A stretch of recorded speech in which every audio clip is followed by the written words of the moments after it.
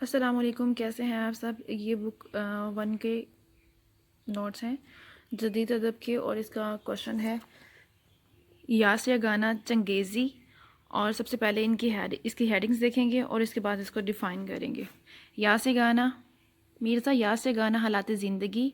مرزا یاس یہ گانا اور لکھنوئی ماحول یہ گانا کی خود پرستی، عشق سے بیگانہ شاعری یا گانا کے کلام کی خصوصیات، ندرت ادا، سوز و گداز، جھنجھلاہٹ، اخلاق کی تعلیم، رشک، خودداری، تنگ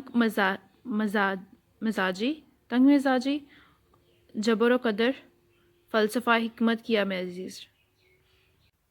یاس گانا چنگیزی حالات زندگی. مرزا یاس گانا اپنی شاعری کے نئے رنگوں اور دکھ درد کی بے شمار لپٹی ہوئی زندگی کے سبب سب سے الگ نظر آتے ہیں. یہ گانا کا نام مرزا واجد حسین تھا. پہلے یاس تخلص رکھتے تھے، بعد میں یہ گانا تخلص اختیار کیا. ان کی پیدائش 17 اکتوبر 1884 کو محلہ مغل پورہ عظیم آباد میں ہوئی.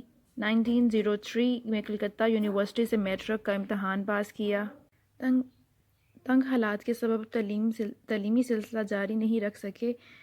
1904 میں واجد علی کے نواسے شہزاد مرزا محمد مقیم بہادر کے انگریزی کے تعلیق مقرر ہوئے، مگر یہاں کی آب و ہوا یہ گانا کو راست نہیں آئی اور وہ عظیم آباد لوٹ گئے. عظیم آباد میں بھی ان کی بیماری کا سلسلہ جاری رہا، اس لیے تبدیلی آب و ہوا کے لیے 1905 میں انہوں نے لکھنؤ کا رخ کیا. یہاں کی آب و ہوا، اس شہر کی رنگا رنگ دلچسپیوں نے یہ گانا کو کچھ ایسا متاثر کیا کہ پھر یہیں کے ہو رہے.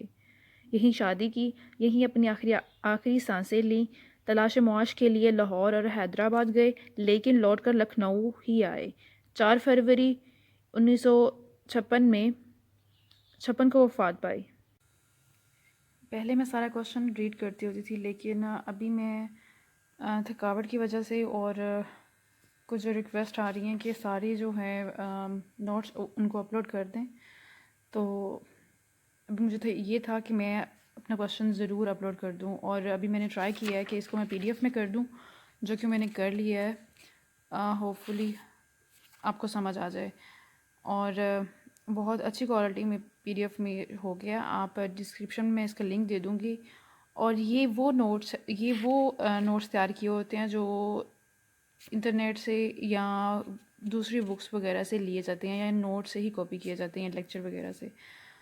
اور اگر کچھ چیزیں ایسی ہوتی ہیں جو بک سے دیکھنی ہوتی ہیں، جیسے یہاں یہ گانا کے کلام کی خصوصیات ہیں، وہ بک سے یاد کرنی ہے.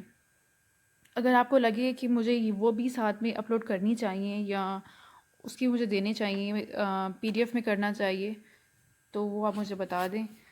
باقی آئی تھنک سب کے پاس بکس تو ضرور ہوں گے، اس لیے میں نے جو نوٹس ہیں صرف جو زیادہ ضروری ہیں وہ میں نے آپ سے شیئر کر دی ہیں.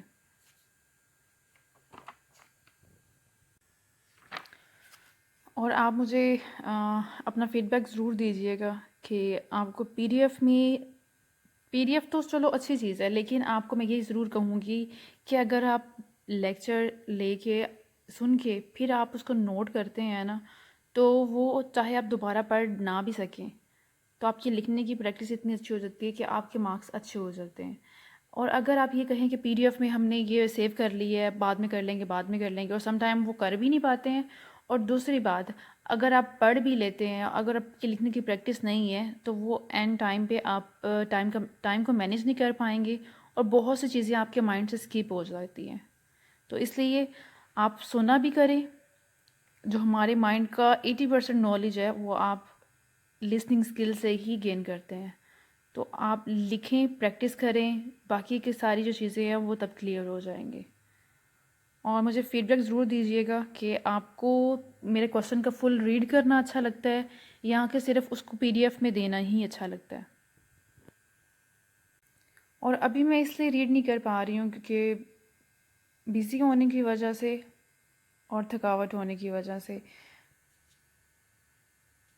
اپنا بہت خیال رکھیے گا اور دعاؤں میں یاد رکھیے گا. اللہ حافظ.